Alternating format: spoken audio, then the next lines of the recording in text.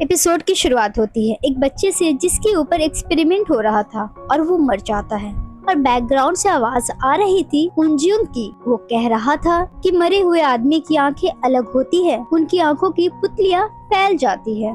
फिर प्रेजेंट दिखाया जाता है जहां छेनी की लाश नाले में थी। रॉबिन और नौटंकी चाचा उसको समझा रहे हैं कि उसने कत्ल नहीं किया। उसके बाद छेनी की लाश गायब हो जाती है। दूसरी तरफ प्राइवेट इन्वेस्टिगेटर छेनी की लोकेशन चेक करता है तो उसको छेनी की लोकेशन जेजो आइलैंड की दिख रही थी। वो दादी को कॉल करता है और कहता है शायद उसका फोन खराब हो गया होगा। उसकी दादी कहती है तुम्हारा दिमाग खराब हो गया है, वो ये शहर छोड़कर कभी नहीं गई है। वो कहता है मुझे पता है वो इस शहर की भूत है, लेकिन लोकेशन तो जेजो का दिख रहा है, शायद वहीं चली गई हो।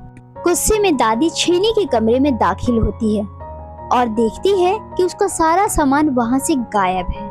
उन्हें उसके डेस्क पर एक खत मिलता है जिसे वो खोलने ही वाली थी कि तभी इन्वेस्टिगेटर का फोन आता है। वो बताता है कि उसका फोन वाकई खराब हो गया था और अब छेनी की सही लोकेशन यहीं का दिख रहा है।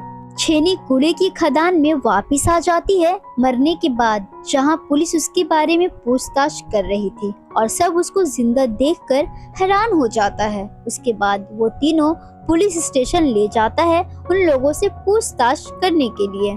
पुलिस स्टेशन जाने से पहले छेनी सबको सिखा देती है कि साफ इनकार कर देना उनसे। और पुलिस जब उनजियोंग से पूछता है तुमने इन लोगों को लाश फेंकते हुए देखा था, नौटंकी चाचा का नौटंकी स्टार्ट हो जाता है और चिल्लाकर कहता है किसकी लाश, तुमने भी तो देखा, वो लड़की जिंदा है। मैं सिर्फ वहाँ देखने गया था क्योंकि मैंने 1000 बार कंप्लेन किया था और कोई कार्रवाई नहीं हुई थी।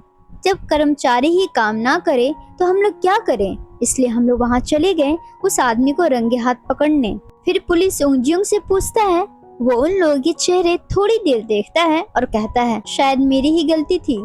पुलिस कहता है तो कोई शिकायत ना लिखूं? वो कहता है नहीं, इसकी जरूरत नहीं है। अगली सीन में छेनी जो हॉस्पिटल में रहती है उसके पास रॉबिन और नौटंकी चाचा बैठे हुए थे और स्नैक खा रहे थे। वो कहती है देखा मेरी वजह से बच गए ना, इसलिए बोलती हूँ मेरी बात माना करो। नौटंकी चाचा कहता है तुम्हारी वजह से नहीं, मेरे चालाकी ने निकाला वहाँ से, यही फर्क है हम दोनों के बीच में, एक पढ़ा लिखा और एक अनपढ़, एक शरीफ और एक हरामी। वो कहती है एक अमीर है और एक भिखारी। फिर रॉबिन कहता है तुम पक्का ठीक हो ना, मुझे लगा तुम पक्का मर गई हो। वो कहती है मुझे भी यही लगा था क्योंकि मैंने अजीब चीजें देखी कि मैं एक पहाड़ की गुफा में हूँ और एक औरत दूर से कह रही है जल्दी यहाँ से चलो, तूफान आने वाला है। रॉबिन कहता है लगता है तुम शायद पूरी तरह मरी नहीं थी, अगर ऐसा हुआ होगा तो तुम्हारा एक पैर इस दुनिया में था और एक पैर दूसरी दुनिया में, तुम मौत को छूकर वापस आई हो। वो कहती है अच्छा ऐसी बात है, मतलब मैं बॉर्डर में थी पर वीजा नहीं लगी इसलिए मैं वापस आ गई, बढ़िया है। नौटंकी चाचा कहता है तुम्हारी दादी को पता है तुम यहाँ हॉस्पिटल में हो? वो कहती है पागल हो, दादी को बताना भी मत, तुम लोगों को पता है दादी पहले इस शहर की डॉन रह चुकी है, अगर उनको पता चला तो वो दोनों डर से पूछते हैं क्या होगा। छेनी उन लोगों को फ्यूचर दिखाती है कि वो दोनों की बॉडी जमीन के अंदर गड़ी हुई थी, सिर्फ सर बाहर था। तभी दादी आती है और अपने आदमियों को कहती है सर भी दफन कर दो और सोफा में बैठ जाती है और पीछे से छेनी निकलती है।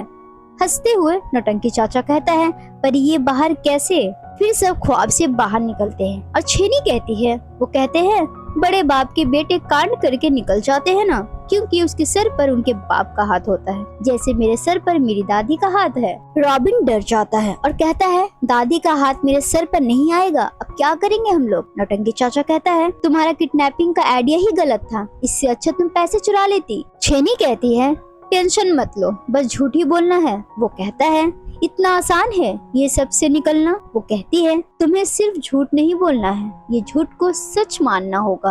वो कुछ सोचकर छेनी से पूछता है ये बताओ तुमने सोचकर ही प्लान बनाया था, तो ये बताओ पैसे कहाँ मंगवाने वाली थी? वो कहती है मेरे बैंक अकाउंट में, अगर तुम्हारे अकाउंट में मंगवाती तो दादी तुम्हारा गला पकड़ती।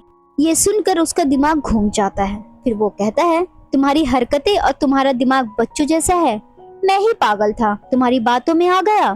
वो दोनों उसकी बातों को इग्नोर करते हुए चिप्स खाने में मशरूफ रहते हैं। ये देख वो गुस्से से चिल्ला देता है, लेकिन दोनों का कोई रिएक्शन नहीं था। वो अपने आप को शांत करने के लिए अपना छाती पीटने लगता है और कहता है, गलती मेरी ही थी जो तुम दोनों की बातों में मैं आ गया। अगली बार अपनी नकली किडनैपिंग या नकली मर्डर के झमेले में फंसाया तो मुझसे बुरा कोई नहीं होगा। तभी उसका नजर गेट में पड़ती है जहाँ दादी खड़ी रहती है। उसको देखकर सब डर जाते हैं और भागने की कोशिश करते हैं। छेनी डर से कपबोर्ड में छुप जाती है। वो अपनी आंख खोलती है और देखती है कि वो कहीं और ही आ गई है जहाँ बहुत सारे लोग हैं और कुछ लोगों को सजा मिल रही है और एक आदमी अपना हुक्म दे रहा है इन लोगों को और टॉर्चर करने के लिए। वो ये सब देखकर कंफ्यूज हो जाती है। दूसरी तरफ दादी बहुत गुस्से में रहती है और सबको बाहर निकलने को कहती है। नौटंकी चाचा और रॉबिन बाहर आता है और दादी उन लोगों से पूछने वाली ही रहती है। वो दोनों सारी बातें बता देता है। उन लोगों की बातें सुनकर दादी छेनी से कहती है, तुम्हारे लोग सारी बातें बता चुके हैं, अब बाहर आ जाओ। लेकिन छेनी कोई जवाब नहीं देती है। दादी गुस्से से कबर्ड जाकर खोलती है पर वो वहाँ नहीं रहती है। दादी परेशान होकर दूसरी कबर्ड खोलती है लेकिन वहाँ भी नहीं रहती है। वापस से उसी कबर्ड को देखती है तो छेनी वहाँ खड़ी दिखती है। दादी कंफ्यूज होकर पूछती है, तुम कहाँ छुपी हुई थी? छेनी दादी से पूछती है, मैं दिख रही हूँ। वो कहती है, मैं क्या तुम्हें अंधी दिखती हूँ? छेनी रोने लगती है और दादी की गले लग जाती है और कहती है, मुझे कुछ हो गया है, मुझे अजब अजब सी चीजें दिख रही है। दादी का गुस्सा तुरंत शांत हो जाता है और उसके लिए परेशान हो जाती है और डॉक्टर को बुलाने की बातें करने लगती है। ये सब देखकर नौटंकी चाचा कहता है, देखा, इसे कहते हैं दादी का सर पर हाथ होना। ये सुनकर रॉबिन गुस्सा होने लगता है। उनजोंग रूम के बाहर खड़ा होकर इन सब की बातें सुन रहा था और सारी बातें सुनकर वहाँ से चला जाता है। दूसरी तरफ वो बुढ़ा एक रूम में बैठा हुआ था और अपनी वाइफ से बातें कर रहा था। उसको कहता है वो चिरंजीवी बच्चे के बारे में नहीं जानता, पर वो एक लड़का से मिला जो वही एक्सपेरिमेंट में था। वो लड़का उसको नहीं पहचान पाया पर मैंने उसको पहचान लिया। वो वही लड़का था जिसको उसने उस रात बचाया था। उसकी पत्नी कहती है कि तुम खाली क्यों बैठे हो, खाना खाओ वरना ठंडा हो जाएगा। जब वो देखता है तो उसके सामने ढेर सारा खाना रखा होता है और वो खुश होकर खाने लगता है। वो कहता है कि इसका स्वाद बिल्कुल वैसा ही है जैसे तुम तुम्हारे मरने से पहले बनाया करती थी। तभी उसके सामने से सब कुछ धुएं की तरह गायब हो जाता है। दरअसल एक लड़की अपनी शक्तियों से उसे ये सब दिखा रही थी। वो अपने साथी से कहती है कि वो बच्चा बच गया है, जिसके बाद एक लड़का सभी बच्चों की फाइल्स में से उस बच्चे की जानकारी निकालने लगता है। इसके बाद एक फ्लैशबैक दिखाया जाता है जहां एक बड़े से कमरे में बहुत सारे बच्चे लाए गए हैं। वहां कई डॉक्टर्स मौजूद हैं और कुछ बच्चों पर एक्सपेरिमेंट चल रहा है। सभी बच्चे हेड डॉक्टर के पास खड़े हो जाते हैं। डॉक्टर उनमें से एक बच्चे के पास जाता है जिसका नंबर 3972 होता है। वो बच्चा कोई और नहीं उनजुंग ही होता है। अगले सीन में उनजुंग के ऊपर एक्सपेरिमेंट हो रहा था। उसके पास ही एक और लड़का था। वो उससे पूछता है, तुम अनाथ हो? वो कहता है, पता नहीं, मैंने अपने माँ बाप को देखा नहीं। वो कहता है, तुम्हें उनकी शक्ल भी याद नहीं? वो सोचता है तो उसको एक धुंधली सी परछाई याद आती है। उसके बाद वो रूम में बैठा था और वो अपने पावर से रूम की सारी चीजें हवा में उड़ा रहा था, पर सब चीजें उसके कंट्रोल से बाहर थी और रूम में बैठे और भी बच्चे और डॉक्टर सब चीजों से बचने की कोशिश करता है। तभी एक चेयर तेजी से उड़कर उनजुंग की तरफ आ रही थी। तभी एक बच्चा आकर उसको बचा लेता है, पर चेयर से उसे चोट लग जाती है। उनजुंग उसको देखकर घबरा जाता है क्योंकि सर से खून गिर रहा था। वो बच्चा कहता है, मेरी फिक्र मत करो, मैं कभी मर नहीं सकता, और उसकी जख्म भर जाती है। ये देखकर उनजुंग बहुत हैरान हो जाता है और कहता है, तुम कभी मर नहीं सकते। वो बच्चा कहता है, तुम फिर से ट्राई करो और ध्यान लगाओ। उनजुंग फिर से कोशिश करता है एक बुक को अपनी तरफ खींचने की। थोड़ी सी मुशक्कत के बाद वो बुक अपनी तरफ खींच लेता है। सब खुश हो जाते हैं। उनजुंग वो बुक जाकर वहीं बैठी एक लड़की को दे देता है। उसके बाद दिखाया जाता है वहाँ धमाका होता है और बहुत सारे बच्चे मर जाते हैं। उनजुंग सपना देख रहा था और वो डर से उठ जाता है और देखता है उसके रूम की सारी चीजें हवा में उड़ रही होती है। उस लड़की के बारे में सोचता है क्योंकि उस धमाके में वो भी मर जाता है और कहता है वो तो लड़का था, छेनी नहीं हो सकती। दूसरी तरफ छेनी हॉस्पिटल में सो रही थी। दादी उसके पास बहुत परेशान खड़ी थी। तभी उसको छेनी का पैर दिखता है जो पहले बीमारी की वजह से खराब हो गया था, लेकिन अब बिल्कुल ठीक है। दादी डॉक्टर के पास जाती है। डॉक्टर भी उसका रिपोर्ट देखकर हैरान हो जाता है क्योंकि अब वो बिल्कुल ठीक हो गई थी और उसका दिल भी ठीक हो गया है। ये सुनकर दादी हैरान हो जाती है। दादी घर जाती है और एक लॉकर से एक बॉक्स निकालती है। उसमें उनकी एक पुरानी डायरी थी जिसमें एक कार्ड था। दादी किसी को कॉल करती है और कहती है मुझे मिलना है, और उस कार्ड में भी वही साइन बना हुआ था जो लीफलेट में बना हुआ था। दूसरी तरफ नौटंकी चाचा और रॉबिन छत में बैठे हुए थे। रॉबिन कहता है अब हम लोग दादी को कैसे अपनी शक्ल दिखाएंगे। नौटंकी चाचा कहता है मैं पहले से ही कह रहा था इस झमेले में मत पड़ो, अब झेलो। ये सुनकर वो कहता है क्या आदमी हो, तुमने ही तो कहा था छेनी मर गई है। अगर तुमने ठीक से देखा होता हम लोग ये सब मुसीबत में नहीं फंसते। वो कहता है अरे वो सच में मर गई थी, उसका दिल सच में नहीं धड़क रहा था। रॉबिन कहता है अगर मर गई थी तो जिंदा कैसे हो गई? तुम तो एक जिंदा आदमी को लाश समझकर कचरे में फेंकने वाले थे। नौटंकी चाचा जल्दी से उसका मुंह बंद करता है और कहता है चुप रहो, सब सुन लेंगे। उसके बाद कहता है मैं क्या अकेले गया था, तुम भी तो थे। खुद को उसका दोस्त बुलाते हो और उसको कचरे में फेंकने पहुंच गए। ये सुनकर वो रोने लगता है और कहता है मैंने तो तुमसे उसे फेंकने से मना किया था। नौटंकी चाचा कहता है जब देखो अपनी उबले हुए आलू जैसी शक्ल लेकर रोने लगते हो। घोचू घंटे तुम्हारी शक्ल बच्चों को हंसाने की काम में आएगी। रॉबिन कहता है तुम मेरी शक्ल का मजाक नहीं उड़ा सकते। वो कहता है मैं तुम्हारी शक्ल का मजाक नहीं उड़ा रहा हूँ, मैं तुम्हारी शक्ल और अकल दोनों का मजाक उड़ा रहा हूँ। ये कहकर वो वहाँ से चला जाता है। रॉबिन गुस्से से कैन उठाकर उसको मारने चाहता है पर वो अपने रूम की तरफ फेंकता है तो उसको कुछ टूटने की आवाज आती है। दूसरी तरफ नौटंकी चाचा फ्रिज से बोतल निकालकर पानी पी रहा था। तभी उसकी वाइफ वहाँ आ जाती है और उससे पूछती है वो शिकायत का क्या हुआ। वो कहता है हाँ मैंने शिकायत करके सबकी खटिया खड़ी कर दी है, अब जल्द ही एक्शन लिया जाएगा। फिर वो पूछती है तुमने अपनी माँ से कह दिया है ना तुम उसे एरोप्लेन से घुमाने नहीं ले जाओगे। वो कहता है हाँ मैंने समझा दिया, वो भी मान गई, उनका दिल बहुत बड़ा है। उसकी वाइफ वहाँ से चले जाती है। ये भी जाने वाला रहता है पर इसकी हाथ फ्रिज में चिपक जाती है। वो अपनी हाथ हटाने की कोशिश करता है पर हाथ हट नहीं पाता है, जैसे उसकी हाथ किसी ने चिपका दिया हो। आवाज सुनकर उसकी वाइफ फिर से आ जाती है और उसको शोर कम करने को कहती है। वो कहता है मैं यहाँ एक्सरसाइज कर रहा हूँ। उसके जाने के बाद वो पूरी ताकत लगाकर हटाने की कोशिश करता है लेकिन वो हटा नहीं पाता है। इतने में ही उसकी बेटी आ जाती है। उसको देखकर कहता है बड़ी अच्छे वक्त में मेरी बेटी यहाँ आई है, मैं फ्रिज खोलने ही वाला था, आइसक्रीम खाओगी? उसकी बेटी बहुत एम्बैरेस फील करती है और वो वहाँ से चले जाती है। उसके जाने के बाद इसका फ्रिज से लड़ाई जारी रहता है पर इसकी हाथ वैसे ही चिपकी हुई रहती है। वो कहता है अगर प्रॉब्लम तुझ में है तो मैं कल ही रिपेयर कर दूंगा, अगर मुझ में होगी तो मैं क्या करूंगा। दूसरी तरफ रॉबिन देखता है उसके घर में छेद हो गई है। उस कैन की वजह से वो हैरान हो जाता है जब वो दूसरी दीवार की तरफ देखता है जहाँ दीवार में एक बड़ा हिस्सा टूट गया था। अगली सुबह छेनी खाने के टेबल में बैठी हुई थी और दादी उसके लिए बहुत सारा खाना लेकर आई थी। उसकी दादी आती है और कहती है ये प्लान में कौन कौन शामिल था। वो कहती है मैं अकेली थी। उसकी दादी कहती है इतना तो पता है, वो 2 नमूने भी शामिल थे। छेनी कहती है हम तीनों ने अकेले ही तो किया है। उसकी दादी कहती है इसको अकेले करना नहीं कहते।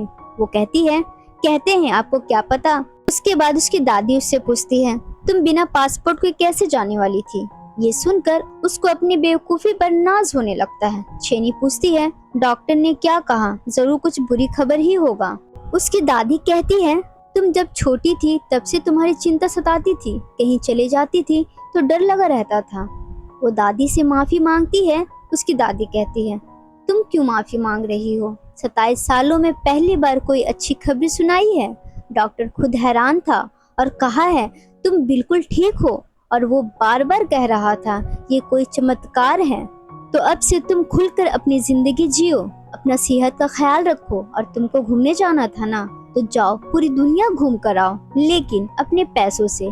ये सुनकर वो मायूस हो जाती है और कहती है सिर्फ प्याज छीलकर अपना खर्चा कैसे उठाऊंगी। उसकी दादी कबर्ड से उसकी पासपोर्ट और टिकट निकालकर टेबल में रख देती है। ये देखकर वो बहुत खुश हो जाती है, और जैसे ही वो लेने जाती है उसकी दादी झट से हटा लेती है और एक रिवॉर्ड टिकट चार्ट उसके सामने रख देती है और कहती है मेरी एक शर्त है, तुम्हें इसे पहले भरना होगा। तुम सुधर जाओ, अपनी सेहत का ख्याल रखो और अपनी बदमाशी कम करो, तो टिकट तुम्हें मिल जाएंगे। वो कहती है दादी ये सब बच्चे करते हैं, मैं बड़ी हो गई हूँ। उसकी दादी कहती है तुम्हें स्टिकर चाहिए तो पहले खाना खाओ। वो खुशी से खाना स्टार्ट कर देती है। तभी दादी के फोन में एक कॉल आता है। वो वहाँ से चले जाती है। छेनी स्टिकर चार्ट लेकर बहुत खुश रहती है और एक स्टिकर लगा लेती है। उसके बाद छेनी किचन में रहती है जहाँ रॉबिन भी रहता है। छेनी अपने आप को चेक करती है और उसको एहसास होता है उसकी सारी बीमारी ठीक हो गई है। न हाथों में निशान है, न उसकी दिल तेजी से धड़क रही है। वो कहती है ये आधी मौत ने उसे बिल्कुल ठीक कर दिया है, तो अजीब अजीब चीजें क्यों दिख रही है। और इस बार जिस जगह गई थी वो पहले वाली जगह से अलग थी। शायद वो टाइम ट्रेवल कर रही है, पर उसको याद आता है ऐसा होता ही नहीं है। पीछे रॉबिन अपना पावर को आजमा रहा था। उसने दीवार में कैन फेंक कर मारा, पर वो कैन उसी को आकर लग जाती है। इधर छेनी अपने ही ख्यालों में थी और कहती है जब मैं मर रही थी शायद उसके दिमाग को ऑक्सीजन नहीं मिल रहा था, इसलिए शायद वो थोड़ी पगला चुकी है। फिर वो 7 की टेबल्स पढ़ती है पर वो भूल जाती है। वो कहती है शायद मैंने अच्छे दिल के बदले अपना दिमाग बेच डाला। तभी किचन में कोई आती है और कहती है छेनी तुमसे मिलने कोई आया है और वो बहुत हैंडसम है। बाहर उंगजुंग रहता है। रॉबिन और छेनी बाहर आते हैं। छेनी उससे पूछती है क्या हुआ, कोई काम है क्या, या फिर से मेरा सूटकेस लेना है। उंगजुंग उससे सीधे पूछता है तुम कितने बार मर चुकी हो। ये सुनकर वो कंफ्यूज हो जाती है और पूछती है मुझसे पूछ रहे हो। वो कहता है कल पहली बार मरी हो या इससे पहले भी कभी मरी थी। छेनी रॉबिन से पूछती है इसके सर में भी कोई चोट लगी है क्या। रॉबिन कहता है ये वही है जिसने पुलिस को बुलाया था कि हम लोग लाश फेंक रहे हैं। ये भी वही था जब तुम आधी मरी थी। छेनी उससे कहती है तुमने सिर्फ मेरा सूटकेस बर्बाद नहीं किया था, तुमने मेरे दोस्तों को भी परेशान किया। वो कहता है मैंने ये सब तुम्हारे लिए किया था ताकि पुलिस को तुम्हारी लाश मिल जाए। छेनी गुस्से से कहती है लाश किसको बोला, मैं तुम्हें कहीं से लाश दिख रही हूँ क्या। वो कहता है कल लाश लग रही थी। वो कहती है मैं कोई मरी वरी नहीं थी। उंजुंग कहता है तो बताओ कल क्या हुआ था। छेनी घबराकर पीछे हट जाती है और कहती है वो एक राज है। उंजुंग कहता है कैसा राज, मुझे नहीं बताओगी। वो कहती है अगर राज बता दिया तो राज राज थोड़ी रहेगा। उंजुंग उसके करीब जाता है और कहता है क्या तुमने वंडर किंडर के बारे में पता है। वो कहती है क्या, ये तो कोई कुकर का ब्रांड लग रहा है, मुझे कैसे पता होगा, खाना दादी बनाती है, उनसे पूछो। रॉबिन कहता है तुम हम लोग को परेशान क्यों कर रहे हो, जाओ यहाँ से। वो वहाँ से चला जाता है। उसके जाने के बाद इन दोनों के सांस में सांस आती है और कहती है ये तो चिपकू की तरह चिपक गया। रॉबिन कहता है अगर इसको किडनैपिंग के बारे में पता चल गया तो हम लोग फंस जाएंगे। वो कहती है कैसे पता चलेगा, इसके पास कोई सबूत ही नहीं है। फिर वो कुछ देर सोचकर रॉबिन से पूछती है तुम्हारे पास मेरा सूटकेस और रिकॉर्डर है ना। वो कहता है नहीं, वो अभी भी वही है। फिर वो पूछती है तुमने वीडियो तो डिलीट कर दिया था ना। रॉबिन कहता है नहीं। ये सुनकर वो गुस्सा हो जाती है और उसकी कॉलर पकड़कर जोर से हिला देती है और कहती है घोचू घंटे, आज से तू मेरे हिस्से की प्याज छीलेगा।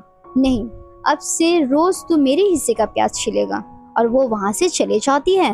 उसके जाने के बाद रॉबिन नौटंकी चाचा को कॉल लगाता है। नौटंकी चाचा उसकी बात सुनकर जल्दी से कार में बैठता है और कहता है इन बच्चों ने तो मेरा जीना ही हराम कर दिया है। दूसरी तरफ छेनी भागते हुए जा रही थी। उंजुंग उसका पीछा करने लगता है और उन दोनों का पीछा वो चर्च वाला आदमी भी करने लगता है। उंजुंग उसका पीछा करते हुए सोचता है एक ही तरीका है जानने का कि ये मरकर जिंदा हो सकती है या नहीं, और उसको मारने का सोचता है।